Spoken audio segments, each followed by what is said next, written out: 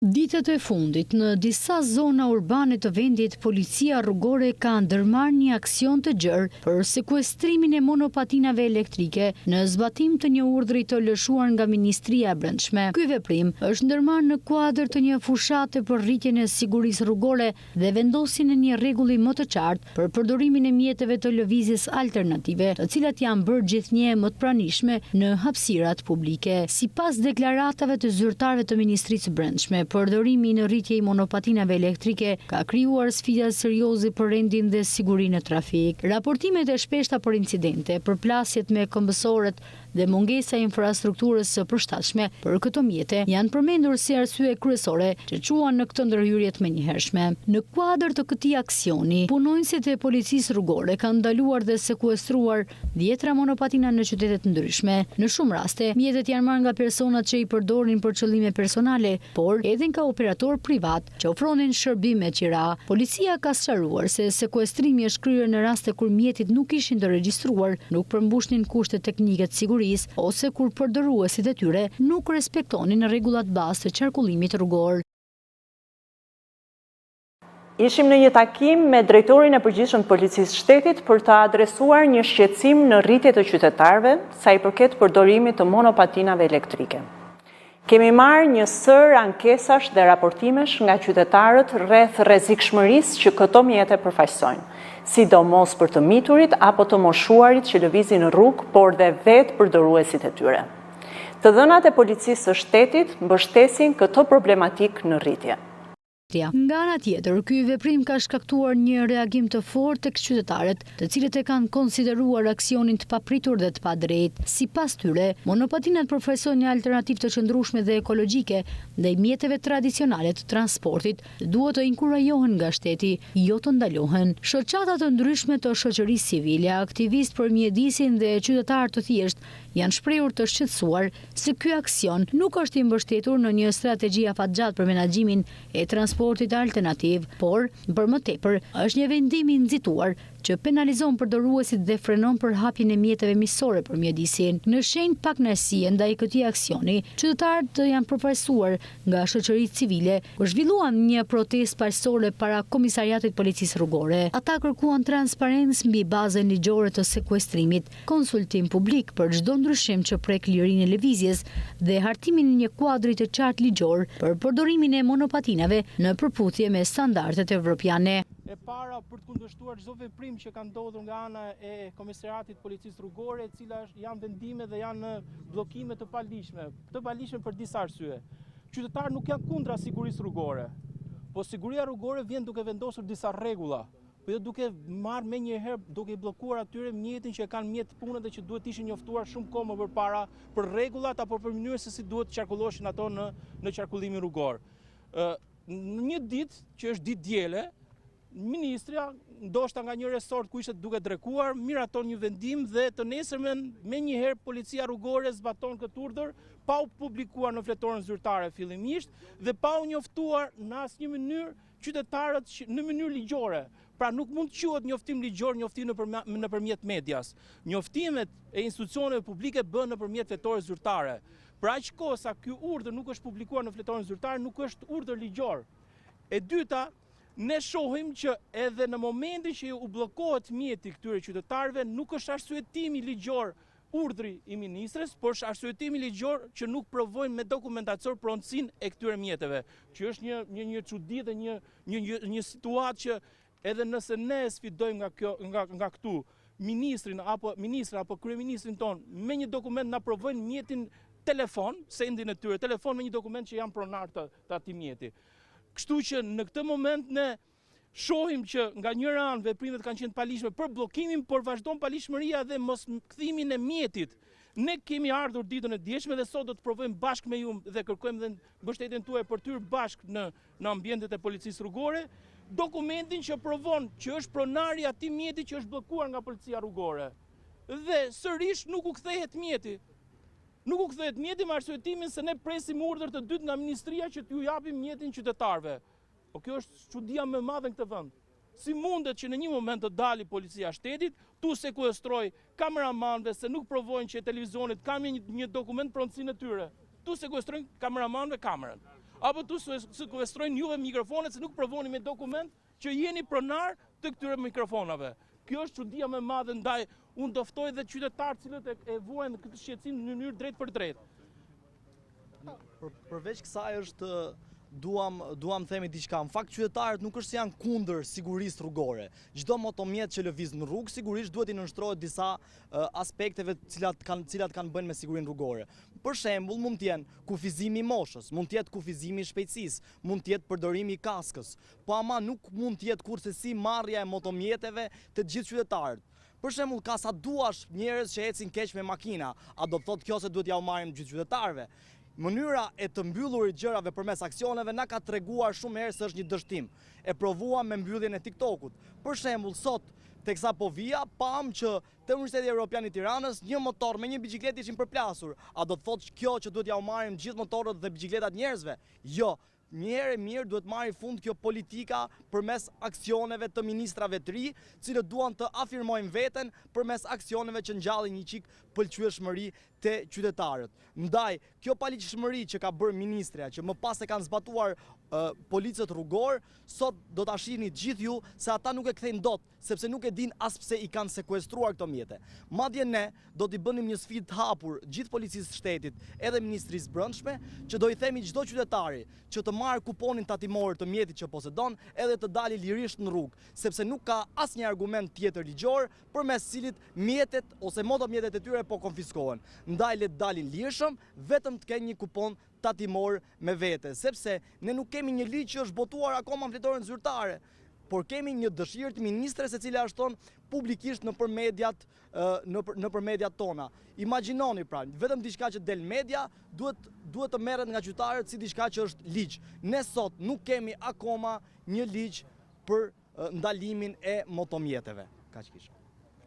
Ju jeni përdoruese e këtyre mjeteve? Unë kam qenë përdoruese e skuterit prej 4 vitesh, kam patent shoferi prej 5 vitesh. Javën e parë që kam marrë skuterin, kam marrë dhe kokoren, sepse jam e vetëdijshme që ky është mjet që unë e përdor për të lëvizur në një qytet që nuk ka transport urban efektiv dhe ishte vetmja mënyrë se si shkoja në punë, bëja punët e mia të përditshme etj. Po është sekuestruar ju? Ditën e hënë nuk më është sekuestruar sepse nuk e kam marrë, duke pasur parasysh një vendimarrje krejt palishme dhe të pa kuptim në gjykimin tim të ministres, e cila vetëm përmes një lajmërimi në rrjetet sociale ka bërë urdhër për sekuestrimin dhe konfiskimin e tyre. Unë doja të shtoja diçka në raport me argumentin se ministria vepron me prioritete. Domethënë përgjigjja e parë që kemi marrë kur kanë thënë që ministria pse ka marrë këtë vendim është që vepron me prioritete. Dua të kujtoj që në fakt kjo ministria e brendshme ka vepruar me prioritete edhe më përpara. Dhe ne kemi parë se si këto reforma që na janë shitur si prioritete në fakt kanë qenë propagandë për të mbuluar mosveprimin e tyre për çështje më të rëndësishme. Fjala vjen ka pasur një aksion për vendosjen e rripit sigurimit me argumentin e sigurisë në punë, në rrugë, ndërkohë që në të gjithë Shqipërinë, Shqipëria kanabizohej dhe kriminalizohej.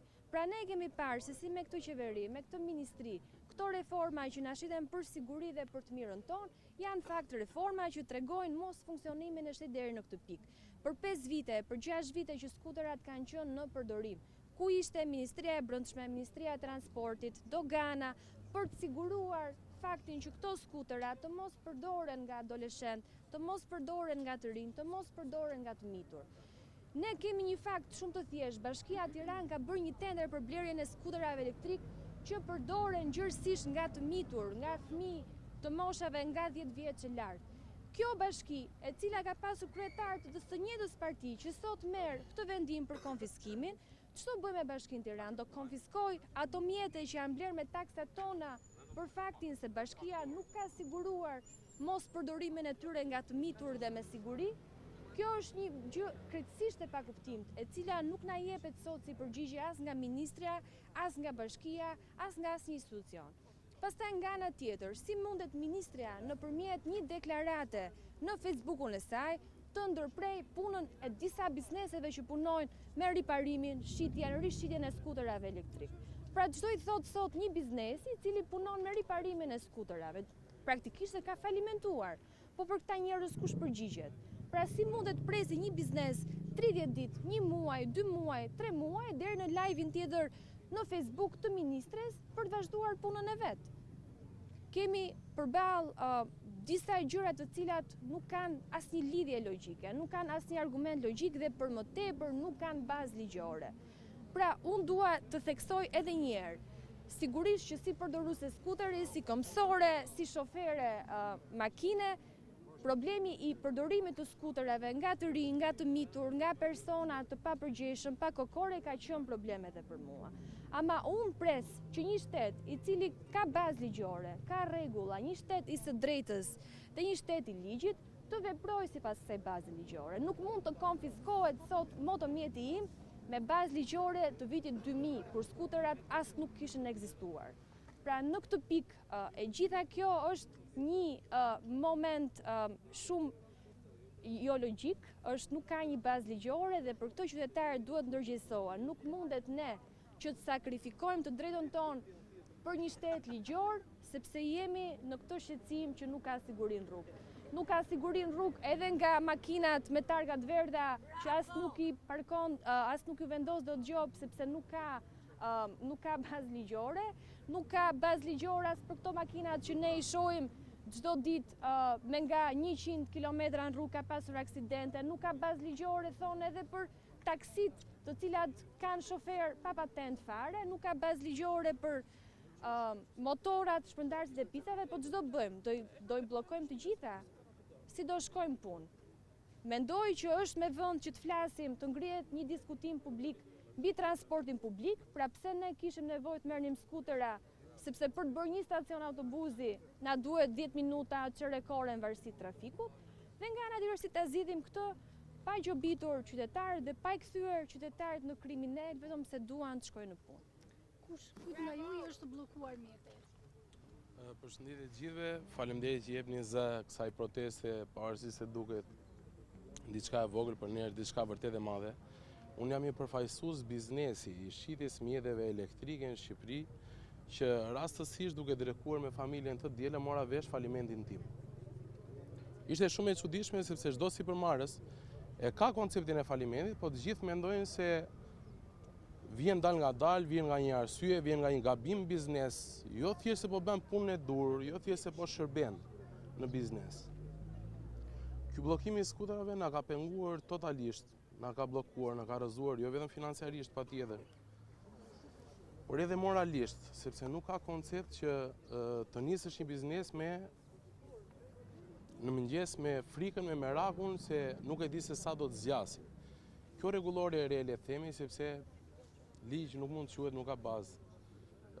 Nuk ka një afat caktuar dhe kjo i bën bizneset i dërmon moralisht. Do doja shumë që personat përgjegjës, zonja ministre që ka dalë me këtë vendim, të ishte shumë e qartë mbi datat, mbi grupet e punës që do të ngrihen.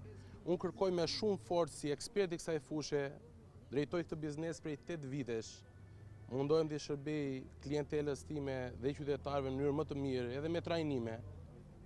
Do doja që të ishim në mos unë, ndoshta ata që konsiderojnë personat përgjegjës më të saktë, më ekspert, do doja që të ishim pjesë e këtij grupi pune për të hartuar këtë rregullore të re, këtë ligj të ri, sepse ne jemi ata që e prekim terrenin çdo ditë, personat çdo ditë, ata adoleshentët që flisnin ju çdo ditë, ata adoleshentët aq problematik që është bërë tërkuz ky muhabet, ndërkohë që ka mira fenomene tjera që e pengojnë trafikun në Tiranë. Unë do lutesha vërtet që të jepe një zgjidhje dhe si biznes kërkoj një afat. Nuk mund të marrim përsipër ne të mbajmë hapur biznesin çdo ditë me kismet. Kismet kur të hapet, kismet a do hapet, kismet për këtë do hapet. Pa nuk ka sens. Do doja mirëkuptimin e të gjithëve, faleminderit që jeni zëri jonë. Edhe të kthehet nga puna në 12 e punën, gjysë orë bëj pastrimin 12 me çfarë do vi djalin në shtëpi mu? Do vi në kom, vi me taksi. Kjo është e padrejtë për mua, është me patent makine. Ka bler motorin e kemi bler me kredi. Si mund bllokohet motori që marrin djalit alin nga puna? Në çdo vit fëmia mu. Sa ka kushtuar motori? Motori ka shkuar 950.000 lekë, ishte me ofertë 1.250.000 lekë me kredi. Dhe akoma nuk e kam larë kredin. Në dhjetor maron kredia që unë maroj domethënë procesin e kreditit bankës Çunit. Çuni tash mu po më hikën më autobus e po më vjen më në kam në shtëpi i lodhi rreth kapit gjithë ditën 10 orë në punë në kam. Kjo nuk e shoh të drejt nga shteti jon apo nga ministra që jep atë urdhër të dielën edhe të honën të plotësohet kjo më thon kjo urdhër bllokon më thon pizzeri punon Çuni. 10 orë në kam. Sa larg e ka shtëpinë nga? E kam blok, edhe vjen këtu shkollë bashkume. Po çfarë do vija ai në kam? Kjo është e pa drejt nga shteti. Tani e ka sekuestruar apo jo? Jo, nuk e kanë sekuestruar sepse Çuni nuk e ka përdorur, po ikën autobus në punë dhe po vjen në kam, sepse nuk e nxjerr motorin sepse ja bllokojnë policia. Kjo është arsye vetëm që Çuni mund vjen në kam në shtëpi. Ku unë Çuni kam me patent makina, më thon në rregull, çdo gjë është 20 vjeç, është mosh, nuk është 15 vjeç, 16 vjeç, edhe po der motor, po ikën po bre për kafe, për gjëra kot më kot, ai ka mjet pune. Unë nuk e di kërkoj më thon nga shteti që të vejt dorën në zemër ose të logjikoj mirë gjërat më thon, për njerëzit që e kanë mjetin për punë.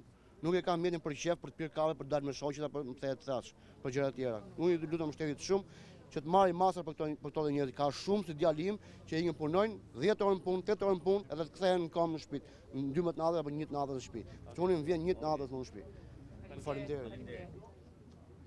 Fox News ka marrë reagime të ndryshme nga qytetarët lidhur me aksionin e policisë për sekuestrimin e monopatinave elektrike. Opinioni publik është i ndarë mes atyre që i mbështesin këtë masë dhe atyre që e kundërshtojnë, duke sjellë argumenta nga përditshmëria e tyre. Një pjesë e qytetarëve kanë shprehur mbështetje për ndërhyrjen e policisë, duke e konsideruar të domosdoshme për shkak të rreziqeve që paraqesin monopatinat, veçanërisht për fëmijët dhe të rriturit që shpesh i përdorin pa asnjë lloj mbikëqyrje apo pajisje sigurie. Ata kanë theksuar se në disa raste mungesa e rregullave të qarta ka sjellë kaos në rrugë, ndërsa janë regjistruar dhe aksidente serioze, madje fatale, për shkak të përdorimit të pakujdesshëm të këtyre mjeteve. Nga ana tjetër, shumë qytetarë kanë konsideruar aksionin pa drejtë dhe të dëmshëm për njerëzit që përdorin monopatinat për arsye praktike dhe ekonomike. Sipas tyre, në një qytet si Tirana, ku trafiku është rënduar ndjeshëm, monopatinat janë kthyer në një zgjedhje efikase për të shmangur vonesat dhe për të lehtësuar lëvizjen drejt punës apo angazhimeve të përditshme.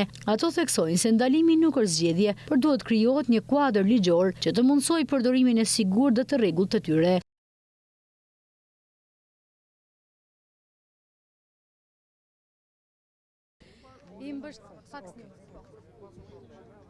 Tani si u duket vendimi i këtyre sekuestrimit të monopatinave? Vendimi mendoj që është i nxituar. Policia duhet merrte një fushat informimi si fillim dhe të vendoset një rregull. Në qoftë se synojmë sigurinë, hajde të mblidhen gjithë grupet e interesit të bëjë dhe një debat publik sa më i gjerë jetë e mundur, se shumë thonë që duhet ndaluar kategorikisht.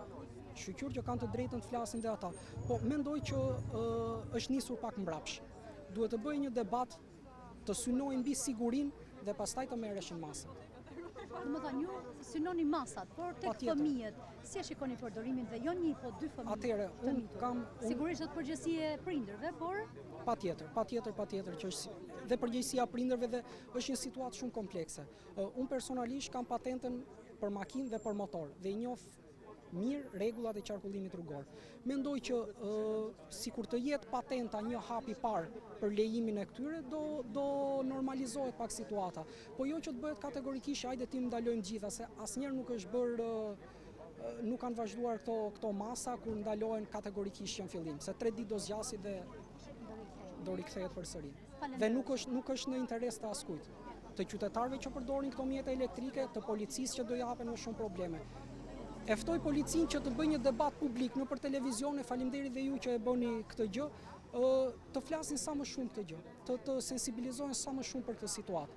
Dhe policia të flasi sa më shumë që gjëja kryesore të jetë siguria. Nuk jemi asnjëherë kundra sigurisë. Falenderoj shumë. Faleminderit. Sa të rrezikshëm e shikoni dhe sa i nevojshëm është marrja e masave për të hequr ato nga qarkullimi? Zonja gazetare, pyetja është inteligjente, duhet patur parasysh që shqetësimi i qytetarëve ka filluar pasi fëmijët e tyre adoleshentë, me thonë, aksidentohen, edhe është me pasojë edhe për vetë familjarët, edhe për vetë qytetarët, me thonë, sepse rregullat nuk i zbatonin. Disa gjatë ecjes me skuter telefononin, disa bënin akrobaci, disa bënin gara, dhe kjo, me thonë, ishte e rrezikshme si për ta dhe për qytetarët. Dhe kur ka lagështirë, me thonë, atëherës aksidentet dhe ishin më të mëdha. Ju jeni dëshmitare të ngjarjes të bulevardi Dëshmorët e Kombit, ku dy adoleshentë u futën poshtë rrotave të një taksie dhe ishte ngjarja më tronditëse që ndodhi kohët e fundit dhe për këtë Ministria e Brendshme me zonjën Albana Koçi, ministre e Brendshme, mori masa për ndalimin e tyre, pasi siç e dini në Francë për një viti monopatinat janë të ndaluara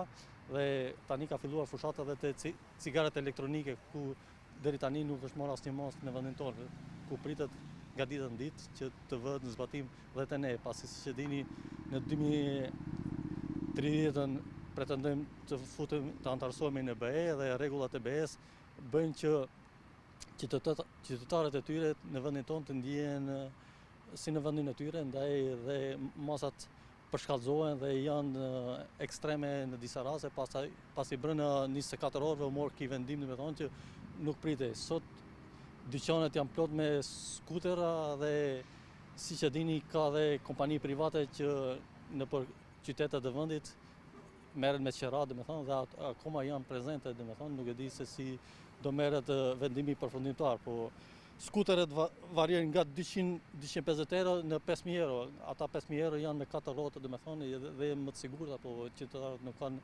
forcë që ta blejnë diçka tillë që të ishte e ligjshme. Por një kufizim moshe, domethënë, mosha 12 deri në 17 vjeç, ta ketë të ndaluar skuterin do ishte diçka pozitive, pasi të rriturit ju shërben për të vajtur në punë, për të kryer veprimet e tyre personale, pasi janë mësuar me skuter dhe trafiku është i tendur në kryeqytet dhe kjo do bëte që të kishin lehtësira të arrinin në kohë për problemet e tyre. Por tani qeveria po i shpleton këto masa, siç e dini sot në orën 10 në kinostudiet e Komisariatit të Policisë ka një protestë ku të gjithë qytetarët që ndjehen të penalizuar nga kjo masë do protestojnë dhe do shohim se me zhvendim do del vetë Komisariati i Policisë në ditën e vazhdim. Faleminderit.